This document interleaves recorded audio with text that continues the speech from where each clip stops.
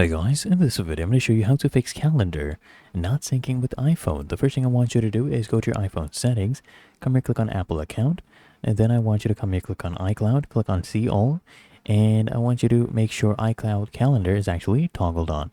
And if it is, just go back to your settings, go scroll down, go to general, and then go here to software update. Make sure it is up to date and automatic updates is toggled on, and then you can go back here under general, scroll down until you see date and time. Go ahead and tap on this, make sure it is set to automatically. This one is toggled on.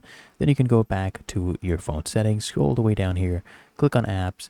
Then I want you to scroll down to mail, click on mail, and then make sure you click here on mail account, and you go ahead and click on whatever mail account you're using. Let's say you're using a Gmail. Then I want you to click on that and make sure calendar is toggled on.